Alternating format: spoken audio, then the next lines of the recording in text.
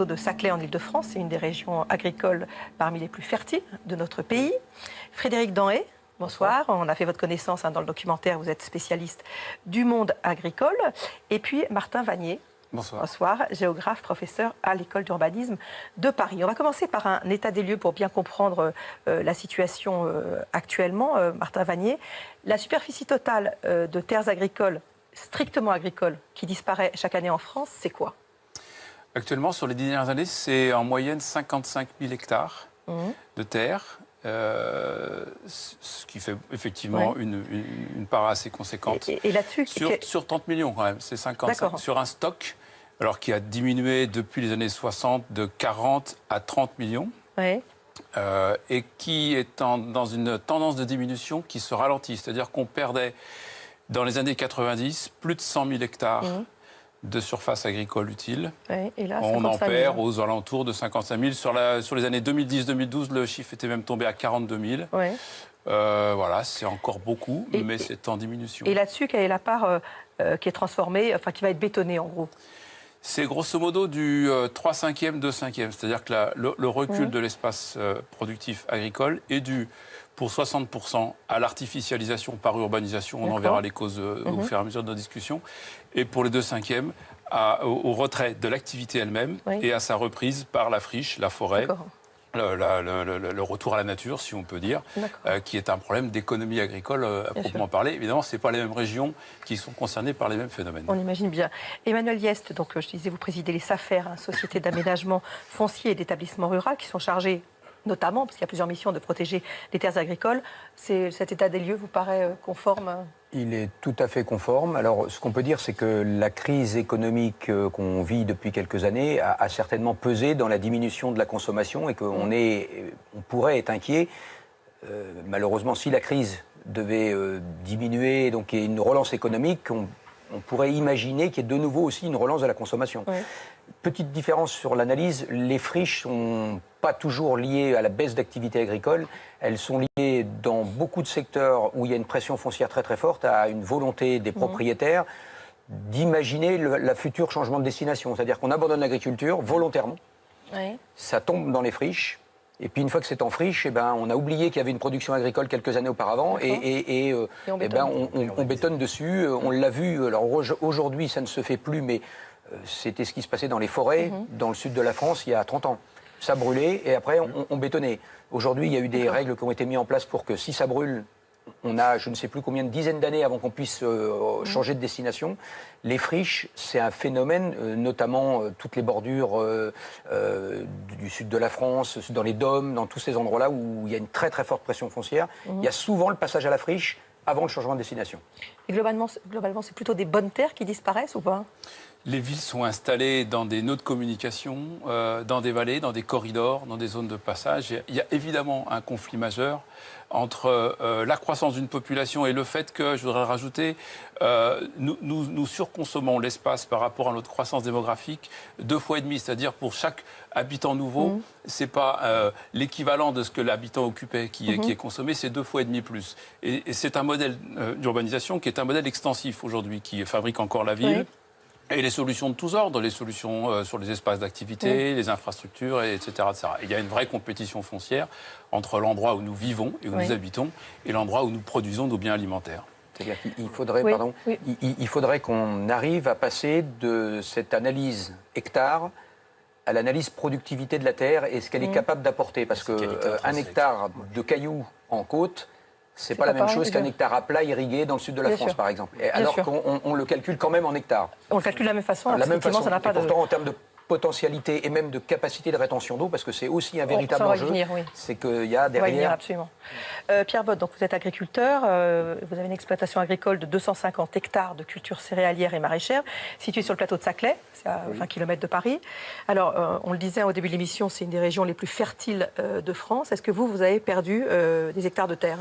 Nous, on fait partie du Grand Paris, du projet du Grand Paris. Donc, effectivement, on subit des pertes foncières sur notre exploitation avec ma femme et 10% de la surface de l'exploitation est vouée à l'urbanisation. Après, voilà, on oppose souvent, on l'a vu dans le reportage, l'agriculture face à une activité économique en face qui va créer de l'emploi. Nous, on a créé de l'emploi sur l'exploitation et on ne peut pas forcément opposer développement économique et agriculture. On a, vous apprenez, déjà, il faut pas oublier quand même que l'agriculture française, en emploi direct et indirect, c'est 3,5 millions d'actifs. Juste pour revenir sur votre exploitation, les terres qu'on vous grignote, elles sont destinées à quoi? Donc c'est au Grand Paris, c'est à quoi? Alors c'est destiné au Grand Paris, alors c'est à la fois pour des quartiers, des entreprises, des centres de recherche. Donc évidemment, on peut être que favorable à ça. C'est parce qu'on parle d'une véritable Silicon Valley à la française. Hein, voilà, vraiment. une Silicon Valley à la française. Mais après, il y a aussi des espaces, de grands espaces verts. Il y a un tiers à peu près de la surface consommée qui ne sont pas pour l'urbanisation, mais la compensation de zones humides qui sont artificialisées. Et donc, on va recréer ces zones humides-là, créer des espaces de loisirs. Mais c'est quand même 130 hectares dans le projet. Donc, c'est pas anecdotique. Et puis, il y a tout ce qui est création et superposition de réseaux, donc routiers, de transport en commun, et avec des fois des schémas peu cohérents les uns envers les autres. Donc, on aime aussi on n'est pas contre la consommation, mais ce qui nous fait mal, c'est le gaspillage surtout. Surtout des terres de très bonne qualité, comme évoqué avant M. Yes. C'est là que c'est compliqué, ça fait mal au cœur, nous, en tant qu'agriculteurs. Vous avez mal au cœur, ça on comprend bien, mais est-ce que vous êtes inquiet pour l'avenir de votre exploitation, qui est, si j'ai bien compris, une exploitation familiale, hein, Alors voilà, on est sur une exploitation familiale, mais on est inquiet, oui et non, parce qu'on a relativement des pistes de travail qui se développent en Ile-de-France assez intéressantes. On a, particularité, nous, sur le plateau de Saclay, une zone de protection naturelle, agricole et forestière, donc qui protège à la parcelle cadastrale, directement sur le terrain, donc matérialisé sur des cartes et sur des registres, les parcelles qui sont protégées en zone agricole. Donc ce qui nous permet d'avoir de la lisibilité sur ces parcelles-là et d'avoir des projets, ce qui nous a permis, nous, de nous diversifier parce qu'on savait les parcelles qu'on pouvait... C'est-à-dire, quelle diversification? Alors on a développé du maraîchage en circuit court, vendu directement auprès du consommateur. C'est une réelle réussite, nous, sur l'exploitation. Ça nous permet de garder de la valeur ajoutée sur l'exploitation, de maintenir et donc de créer de l'emploi, même puisque ça s'est développé plus que l'idée initiale. Frédéric Denré, je rappelle que vous êtes ingénieur spécialiste du monde agricole, hein, on vous a entendu dans le documentaire. Vous sentez les agriculteurs plutôt inquiets de cette évolution ou pas? Oui, ils sont inquiets. Ils sont inquiets, mais... non pas tant parce qu'il y a des hectares qui disparaissent, ils sont plutôt inquiets parce que la perte de ces hectares est concomitante avec une crise énorme, qui est concomitante à une crise identitaire singulière. Les agriculteurs, c'est plus qu'une peur, on la panique de voir le modèle anthropologique de l'agriculture qui disparaît au profit d'un modèle qu'ils n'ont pas envie de voir. C'est le modèle purement industriel. Derrière cette crise, il faut voir le mot dépossession. Ils ont l'impression d'être dépossédés de leurs terres. En étant dépossédés de leurs terres, je suis, moi, agriculteur, dépossédé de mon geste agricole. Je suis même dépossédé de mon identité d'agriculteur. Et c'est très frappant dans le monde de l'élevage, où on voit ce refus, c'est un refus psychologique de la ferme des 1000 vaches, que j'ai vu partout, même chez les éleveurs les plus gros. C'est « j'en veux pas ». J'en veux pas parce que c'est pas comme ça que je conçois l'élevage, la structure familiale qui est là depuis des siècles. Ça me fait peur. S'il y a ça, moi, j'existe plus. Et ce qu'on entend de Pierre Botte, d'autres façons éventuellement de cultiver la terre avec parfois effectivement moins d'hectares, mais trouver d'autres solutions, c'est quelque chose que vous entendez aussi? Oui, mais ça dépend de la qualité des terres, ça dépend de ce qu'on fait dessus. Et je pense même que année après année, on va devoir cultiver sur des surfaces de plus en plus importantes parce qu'on demande tout à l'agriculteur. On lui demande de produire en n'utilisant plus de produits chimiques, quasiment plus de labour. On lui demande de produire en accueillant de la biodiversité. On lui demande de produire des produits sains, mais toujours au même prix. Tout ça, rien que la demande faite aux agriculteurs d'accueillir la biodiversité sur leurs terres, les fameuses trames vertébrées, tout ça, ça prend de la place. Donc moi, je suis convaincu, même si les agronomes vous diront que oui, mais non, on peut produire sur les mêmes... Non. Je pense qu'on ira vers de plus en plus de surface et aussi parce qu'avec la crise climatique et toutes les crises environnementales, on se rend compte aujourd'hui que les sols nous rendent infiniment de services, ne serait-ce que le service de réguler l'hydrologie, la qualité, la quantité d'eau. C'est d'ailleurs le problème à EuropaCity. Et pour ça, il faut de la surface. Pour avoir ce filtre naturel, il faut de la surface. Alors pour continuer le débat, je voudrais qu'on revoie un extrait du documentaire qui est le cas de Philippe Layatte, un agriculteur éleveur de moutons dans la région lyonnaise qui a été exproprié d'une partie de ses terres pour créer une route d'accès au grand stade de Lyon. Regardez. Les engins s'arrêtent de temps en temps pour faire passer les moutons qui allaient, qui venaient. J'ai perdu beaucoup de moutons. Les brebis, elles se sont avortées. Elles ont fait des petits, elles les ont abandonnés. Voilà, donc des animaux qui sont perturbés, qui sont stressés, qui mangeaient de la terre. Et une fois que la route elle a été posée, bon bah après, voilà, donc ils ne pouvaient plus faire machine arrière.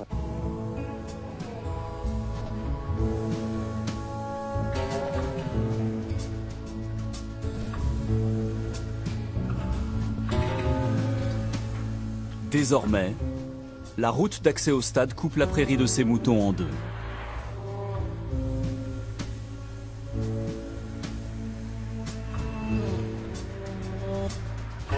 Pour traverser sa propriété, l'agriculteur est aujourd'hui obligé d'emprunter ce passage piéton, situé à 150 mètres de son portail. La partie du bas m'appartenait. La partie où ils ont fait la voie nouvelle m'appartenait. Donc j'étais spolié, volé par le Grand Lyon. Tout ça pour l'accès au grand stade de M. Aulas, qui est privé. Ça n'a rien à voir avec le Grand Lyon, avec la collectivité qui doit payer. En tout, la métropole de Lyon a pris 7 hectares de terre à Philippe Laya. Honnêtement, le passage clouté à 150 mètres du portail, c'est quand même assez surréaliste. Est-ce que c'est une situation rare ou c'est quelque chose qu'on voit souvent, ce genre de situation? Alors c'est heureusement une situation rare. Le rôle des SAFER, entre autres, est d'accompagner depuis 50 ans le développement notamment de tout ce qui est voies linéaires, les autoroutes, les TGV. À partir du moment où les décisions sont prises par l'État, les collectivités, les SAFER ont une mission d'aller rechercher des hectares de foncier qui ne sont pas situés, et c'est tout ce qui fait notre particularité, sur l'emplacement exact où va passer l'ouvrage linéaire. On va chercher des terres autour, et l'enjeu, c'est justement l'anticipation. Oui. Plus on anticipe depuis suffisamment longtemps en avance, on a le temps de faire des réserves foncières pour éviter que les agriculteurs qui restent agriculteurs au moment où les ouvrages se mettent en place perdent des terres sur leur propre exploitation. Oui, mais là, on aurait pu faire quoi?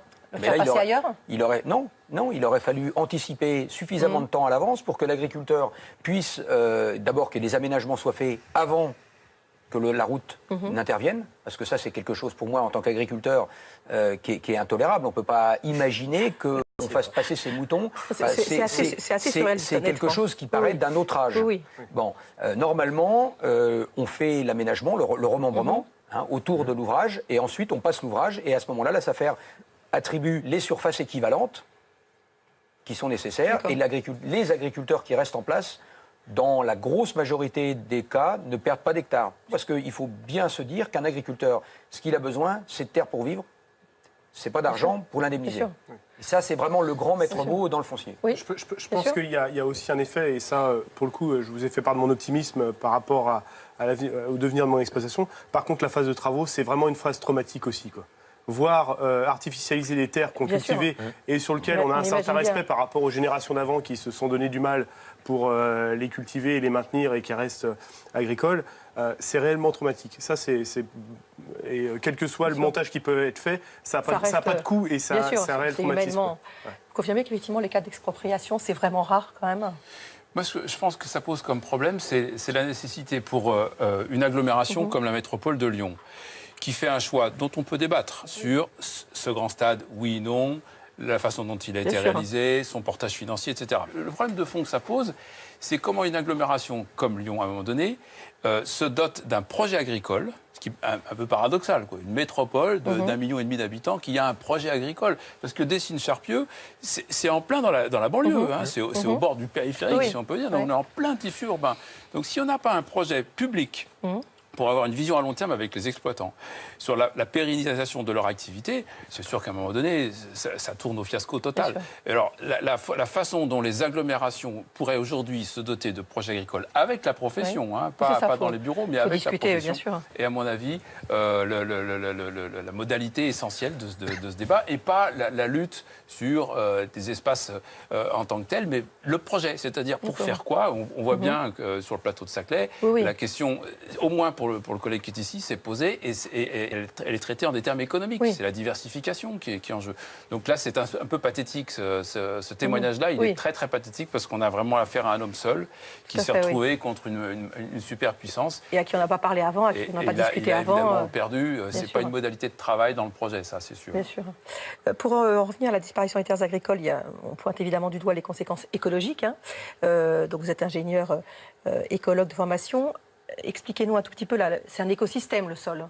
C'est un écosystème. C'est un écosystème qui se recycle en permanence. C'est l'interface entre l'air, l'eau et la roche. C'est un écosystème. Le sol, c'est de la vie. Il faut bien savoir que la fertilité des sols est fabriquée par la vie elle-même. Donc oui, c'est un écosystème vivant. C'est un écosystème qui est très très vite affecté. Alors, il n'y a pas de sol mort, contrairement à ce que disent des Cassandres. Il n'y a pas de sol mort en France. Il y a des sols qui sont souffreteux, il y a des sols qui ne vont pas bien, comme les sols de la Beauce, mais on retrouve toujours un peu de vivant dedans. Et globalement, quand on fiche la paix à un sol, en quelques années, il arrive à recouvrer une fertilité à peu près convenable.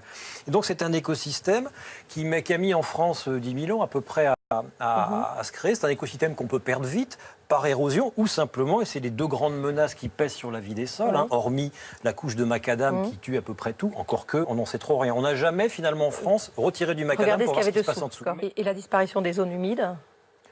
Les zones humides, c'est les écosystèmes les plus menacés au monde. Ils ont été parfois trop drainés dans certaines régions, notamment dans le sud-ouest de la France, je pense au Tarn, trop drainés pour faire du maïs par exemple. Aujourd'hui, les agriculteurs y reviennent parce que très souvent, ceux qui ont drainé se retrouvent avec de l'eau à faire venir, avec de l'irrigation à faire, ce que leurs parents ou grands-parents ne faisaient pas auparavant. On a un peu l'impression quand même, quand on parle de tout ça, qu'il y a... que les choses sont un peu complexes parce qu'on met dos à dos le monde agricole, les acteurs urbains. Parce que quand on voit effectivement Saclay, la Silicon Valley, c'est difficile de dire non à la Silicon Valley parce que c'est quand même intéressant. Et souvent consulter les agriculteurs. Oui, non, mais justement, est-ce que c'est pas le problème de cette discussion? C'est la génération des agriculteurs d'avant qui avait anticipé les choses. On a mis tout le monde autour de la table en fait, sous forme associative, à la fois urbain, acteurs économiques, acteurs du monde agricole, élus. Et pour essayer d'avoir un projet commun. Parce qu'il y a des choses intéressantes. Ce projet commun, il a été créé. Alors, il y a toujours un peu de tension, même si c'est sous forme associative, on n'est pas d'accord sur tout. Mais on a un réel projet, on a réussi à rassembler sur l'intérêt de l'agriculture, de maintenir l'agriculture sur le plateau. On a réussi... Alors, c'est pas fini, c'est pas abouti, ça va prendre peut-être plusieurs générations avant d'arriver à une symbiose. Mais on arrive à se parler, c'est déjà bien. C'est ce qui manque souvent? Alors, il faut se parler, mais je pense que il y a encore beaucoup trop dans l'esprit d'un certain nombre d'élus que développement, ça veut dire construction. Et je pense que... Ça veut dire construction, ça veut dire emploi, ça veut dire... Oui, alors que, bon, on l'a vu dans le reportage, mais on le voit régulièrement. Si il suffisait de créer des zones industrielles ou économiques pour qu'il y ait de l'emploi, on n'aurait pas 3,8 millions de chômeurs. Nos voisins allemands, malheureusement, on prend souvent exemple sur eux, mais quand ils ont des bons exemples, il faut les prendre.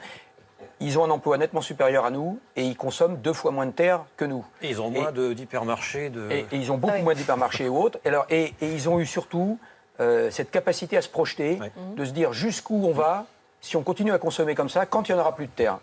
Et 200 ans, c'est demain. À l'échelle de l'homme, de la planète, 200 ans, c'est rien du tout. Et si on continuait à ce rythme-là, à un moment donné, il n'y a plus de terre. Et là, la question, il faut se la poser. Mais on en est là aussi maintenant, on se la pose la question. Oui, aujourd'hui, il faut se la poser parce que... Oui, c'est une question politique en Allemagne. Ils ont acté le fait qu'il fallait diviser par 2 l'artificialisation des sols. Ils étaient déjà à la moitié et ils ont de nouveau voté une loi pour dire qu'il faut encore diviser par 2. Et je pense qu'il y a une vraie réflexion à avoir autour de l'urbanisme. Parce que la zone... la plus dense, quand tu parles de densification, ça fait peur aux gens. Et ça peut, et c'est légitime quelque part d'avoir peur. On a vu le développement de nos banlieues qui était quand même pas extraordinaire. La zone la plus dense de France, et je prends à témoin, c'est le Paris intramuros d'Haussmann. Et c'est pourtant là où beaucoup de gens aimeraient pouvoir vivre. Mais ça veut dire quoi Ça veut dire que quand on a une bonne qualité, à la fois de l'architecture, des services et autres, la densification, elle fait pas forcément peur. Mais ça veut dire quoi? Qu'on peut plus avoir, que les gens peuvent plus avoir une petite maison sur un terrain? Je pense que dans certains secteurs, il faut certainement limiter, oui. Sur le terrain, nous, agriculteurs, sur les 500 mètres carrés de terrain ou les 1000 mètres carrés de terrain que tout le monde rêve d'avoir, nous, on produit de quoi nourrir le foyer de 4 personnes qui est sur cette maison-là. Oui, mais vous n'êtes pas...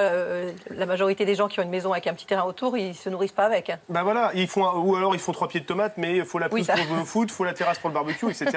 Il y a tout des choix récréatifs qui sont faits. C'est en train de changer, ça, dans les schémas de cohérence territoriaux qui définissent redéfinissent l'aménagement urbain sur les 30 ans, il y a de plus en plus de communes, enfin d'agglomérations qui réduisent la parcelle, la taille de la parcelle. On était à 750 mètres carrés, je crois, en moyenne en France. On diminue année après année. Ça, c'est une vraie volonté quand même. C'est un vrai changement. Voilà. Cela dit, c'est long parce que le sol agricole est un impensé en France en termes d'aménagement. Un maire ira toujours construire sur un sol agricole, jamais sur une forêt, jamais sur une zone naturelle. Et c'est un paradoxe. La France est un pays de paysans. La France est un pays dont sa puissance vient de la terre, parce que sinon on serait un pays de migrants, sinon on n'aurait pas fait la révolution industrielle aussi tard. Et pourtant, le sol n'a pas de valeur intrinsèque. Demandez à n'importe quel élu, on va bâtir sur des terres agricoles. Et les élus qui intègrent dans leur schéma de cohérence territoriaux ou dans leurs plans locaux d'urbanisme qui définissent l'urbanisme, qui intègrent la qualité agronomique des sols pour se dire ces sols sont trop fertiles, je ne vais pas bâtir dessus, il n'y a que 2 exemples en France. C'est à Tours et c'est à Aubagne, où ça a été acté dans les textes. C'est en train de changer, mais c'est lent. Encore une fois, psychologiquement, le sol agricole n'a pas de valeur en soi. Mais progressivement, on en arrive effectivement, à une limitation. Et je pense que les nouvelles lois qui redéfinissent les territoires, qui obligent les communes à s'agglomérer, c'est le cas de le dire, on n'aurait plus qu'une seule entité pour délivrer les permis de construire. Je pense qu'au moins, on en arrivera à une cohérence d'aménagement du territoire qui évitera, vous savez, ces conflits. Quand vous regardez les hypermarchés qui bouffent de la terre, ils sont toujours entre 2 communes. Ça, normalement, ça devrait être évité. Encore qu'on a le contre-exemple d'Europa City. On va s'arrêter un petit peu à cette question de la compensation des terres qui disparaissent. Donc d'abord, on voit un extrait du documentaire qui dresse l'état des lieux en 2014. Au Sénat, Didier Guillaume, sénateur de la Drôme, avait déposé donc un amendement à la loi d'avenir sur l'agriculture. Il proposait donc la compensation pure et simple de la disparition d'une terre agricole par une autre terre agricole. Réécoutez-le. Ce qui m'importait, et ce qui nous importait, nous, les sénateurs, c'était plusieurs choses. Un, c'était le symbole. Le symbole, on annonce une compensation agricole, elle est indispensable. Deuxièmement, c'était une mesure nouvelle. Nous devons dire que pour l'agriculture, les agriculteurs ne peuvent pas toujours être les sacrifiés du monde économique. Sans l'agriculture, sans les paysans, demain, qu'est-ce qu'on fait? Qu'est-ce qu'on mange? C'est un bon amendement. La grande majorité des sénateurs soutient la proposition de Didier Guillaume. Il a dit il y a quelques instants. Monsieur le ministre, quel est votre avis sur ces amendements?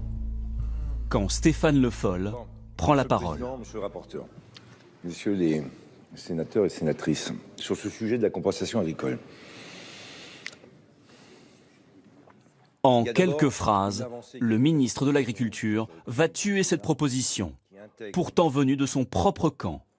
Comment on fait en Île-de-France pour compenser la perte des surfaces agricoles en recréant des surfaces agricoles? Vraie question. Où le fait-on? Est-ce qu'on est capable de le faire dans les mêmes endroits? La difficulté est immense. Donc, je vois tout à fait l'objectif. Et en même temps, compte tenu des difficultés que je viens d'évoquer, il est compréhensible, et vous le comprenez, que pour le gouvernement, il ne puisse pas être possible de donner un avis favorable à cet amendement. Concrètement, le principe d'une compensation a bien été inscrit dans la loi, mais le décret d'application n'est paru qu'en septembre dernier, avec un an de retard. Il ne sera applicable que le 1er décembre prochain. En gros, la montagne a accouché d'une souris ou pas? Pour moi, c'est incompréhensible. D'autant plus qu'effectivement, les agriculteurs n'ont jamais demandé qu'on compense surface par surface, mais qu'on compense le préjudice socio-économique d'un aménagement. Donc, pour moi, c'est incompréhensible. On sent qu'il y a des lobbies qui ont dû appeler derrière. Et pourtant, le FOL n'est pas le pire. Donc, je ne sais pas si mes voisins ont un avis sur la question. C'est incompréhensible. Juste là, concrètement, c'est mis en œuvre comment, cette compensation? La compensation. Vous perdez une surface qui permet de produire X production céréalière, des animaux, tout ce qu'on veut. Cette surface, elle est perdue définitivement. Donc ça nuit à l'agriculteur, ça nuit aux consommateurs et ça nuit à toutes les filières autour. Vous mettez un équivalent argent sur cette perte et avec cet argent, vous reconstituez une capacité de produire. Dans une région, vous allez mettre de l'irrigation, ailleurs vous allez mettre des serres, ailleurs vous allez... Et donc on va compenser la perte de surface en mettant en place une capacité économique à développer une nouvelle production ou des nouveaux services. Et donc, en évitant ce qui se passait il y a 50 ans, où on expropriait les gens, leur donnant une somme, ils allaient dépenser ailleurs. Là, c'est pas ça. C'est bien collectivement que la compensation agricole se met en œuvre. C'est pas un agriculteur ou un propriétaire qui touche une somme d'argent. Et alors, vous êtes en Ile-de-France, quand on entend dire c'est pas possible, par exemple en Ile-de-France, c'est vrai ou c'est pas vrai? C'est pas ce qui a été demandé déjà, donc c'est là qu'on n'est pas d'accord avec le ministre. C'est que ce qui est demandé justement, c'est le développement de filières. Nous le problème, c'est qu'on a plus de filières amont-aval présentes. Alors voilà, c'est qu'est-ce qu'on met en place comme moyen pour pouvoir remettre en place tout ça. C'est pas des compensations surfaciques parce qu'effectivement, ces surfaces reculent en Ile-de-France et d'une manière générale en France. Voilà, et on peut pas reproduire la terre agricole à moins de construire des polders sur les zones côtières, mais on n'arrivera pas à voilà. Littoral, pas possible. Que c'est l'obligation du projet agricole qui est en débat. Posé en termes de compensation, on a l'impression que c'est un équilibre mathématique un peu immédiat et que, évidemment, la preuve est rapidement faite. Il y a des contextes qui sont moins favorables que d'autres. Dire à des acteurs multiples qui, effectivement, ont mis des années à s'adosser, à se tourner le dos, à s'adosser les uns aux autres, et donc à être dans des logiques qui n'avaient aucun moment de recoupement. Leur dire, attention, si une décision est prise ici, il faut qu'elle ait des impacts positifs pour ceux qu'elle va toucher. C'est changer un peu notre logiciel et moi je pense que le terme de compensation a crispé à un moment donné, mais au fond de l'affaire, la question c'est quand est-ce que les villes vont intégrer le projet agricole dont elles seront aussi dépositaires. Monsieur a raison, la question de la densité, elle est majeure sur l'impact de l'agriculture dans ce pays. Parce que juste un chiffre, on a parlé tout à l'heure de l'habitat individuel, effectivement, la première cause de disparition des terres agricoles en France, c'est l'habitat individuel. C'est 46%. La diminution totale de la deuxième cause, c'est les infrastructures routières qui sont très, très souvent liées à l'habitat individuel. Donc on voit bien que la solution de l'espace agricole en tant qu'espace nourricier, pour une part, elle est dans la ville. Elle est dans la capacité de faire une autre ville. Alors qu'est-ce qui bloque? Parce que la volonté, elle y est quand même un peu quand on voit avec ces lois, il y a quand même en tout cas une prise de conscience du problème. De mon point de vue, c'est un peu la qualité et aussi le défaut du reportage qu'on vient de voir, c'est qu'il y a une multitude de sujets et qu'à un moment donné, quand on les agrège tous, on a l'impression d'une espèce d'un monde qui va très mal et qui montre que la réponse à qu'est-ce qui bloque n'est pas simple. Mais en tout cas, au fond de l'affaire, je pense qu'il y a un changement dans nos esprits de représentation sur comment est-ce qu'on occupe notre pays. Et on passe, parce que les exploitants agricoles doivent aussi reconnaître que le modèle extensif a longuement conduit leur logique. Il n'y a pas que la ville qui a eu tendance à faire des erreurs de fond et qu'à un moment donné, nous devons collectivement, des deux côtés, si je puis dire, mais en fait c'est le même, changer de façon de concevoir notre rapport à l'espace, une autre façon de l'habiter, mais aussi une autre façon d'en cultiver les ressources et de les reproduire, et une autre façon de produire notre alimentation. Donc c'est ce qu'on appelle la transition. Hein. Il y a effectivement l'entrée dans une transition, et c'est dommage que cette notion de compensation n'ait pas été saisie et cultivée, parce que c'était un signal pour rentrer dans un débat. Politiquement très fort. Mais c'est un vrai changement d'imaginaire. Aujourd'hui, les maires sont avant tout des bâtisseurs, mais les maires ont tous fait 15 mandats et viennent d'un monde où il fallait bâtir. C'est en train de changer. Et puis dans notre imaginaire, le sol n'existe pas parce que le sol n'est qu'un support de culture. Or, le sol, il est un support de culture, mais certes. pas seulement. Mais pas seulement. Sûr, il nous nourrit. Surtout, derrière les sols, il y a les paysages. Et c'est les paysages qui fondent notre identité régionale, territoriale. Mais ça, on l'a oublié. Le sol, il est considéré juste comme un support de culture. Et pour une population urbaine qui va chercher à 80% sa nourriture dans les hypermarchés où tout est déréalisé, comment voulez-vous avoir une idée que le produit que vous achetez, même la vache, il y a une prairie derrière, si tant est qu'elle soit en prairie. Sol, bien sûr. Donc il y a vraiment un changement d'imaginaire à opérer et effectivement et donc de la société aussi, c'est pas que les... Et donc rapprocher l'agriculture de la ville, au moins symboliquement, psychologiquement, c'est important. Faire une agriculture pas urbaine, mais qui se rapproche de la ville, moi ça me paraît. Oui, parce que l'agriculture urbaine, c'est quand même une idée d'urbaniste pour faire croire qu'on va nourrir la ville avec la ville, pour sortir de l'idée de la consommation de foncier agricole qui va détruire notre système alimentaire, etc. Non, puis c'est l'agriculture purement industrielle, hydroponique. Je crois qu'il faut sur ce sujet-là se rendre compte que la protection du foncier agricole, c'est pas corporatiste agricole. Du tout. C'est bien un enjeu de société. Et quand on aura intégré ça déjà, on n'oppose plus les gens, puisque c'est un enjeu pour tout le monde. Essentiel, effectivement. On ne peut pas avancer en opposition. Et je pense qu'il faut mettre en avant, moi j'ai été amené à travailler avec une grosse agglomération chez nous en Normandie. Demain, ça sera un véritable atout pour une agglomération d'avoir une agriculture à proximité. Imaginez une ville qui n'a plus de paysans ou une ville qui pourra intégrer dans son programme de dire, ben voilà, moi, dans ma ville, j'ai des zones industrielles, j'ai des zones économiques, j'ai des universités et j'ai des agriculteurs. Ça sera complètement différent. Donc ça, c'est un vrai changement de logiciel.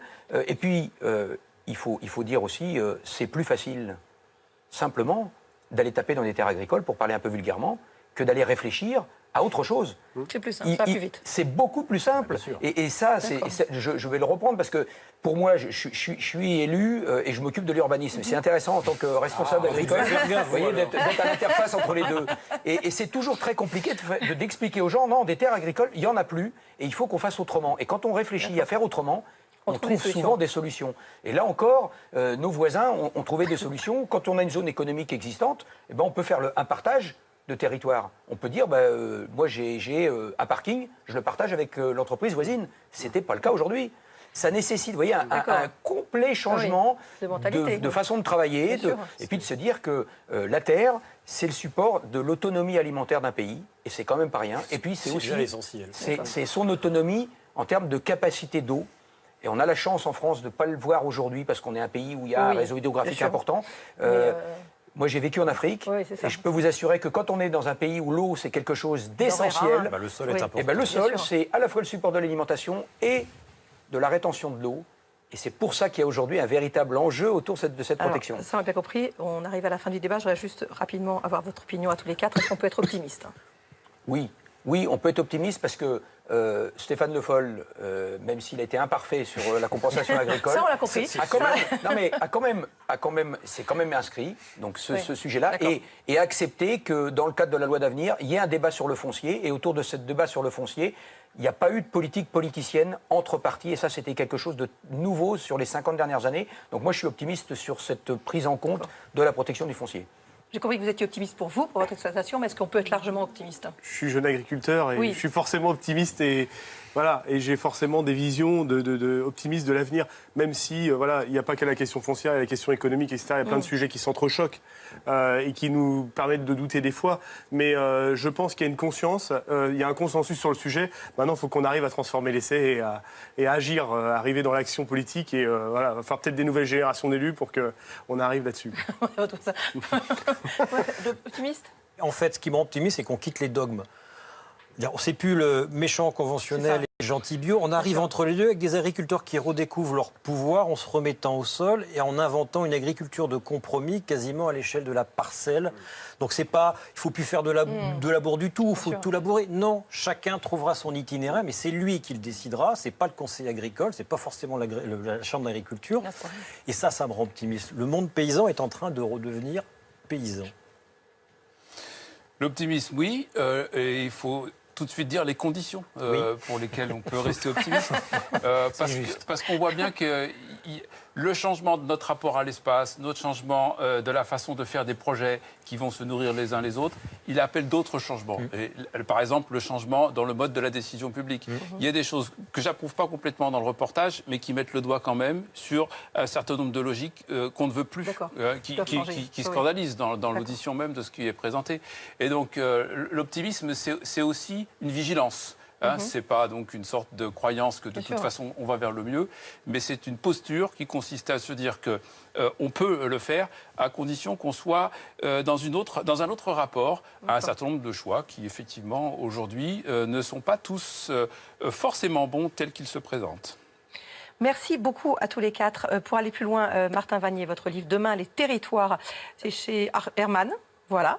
Et Frédéric Dahez, Cessons de ruiner notre sol, c'est chez Flammarion. Merci. Messieurs. Évidemment, vous pouvez revoir ce documentaire sur le site internet du Monde en Face.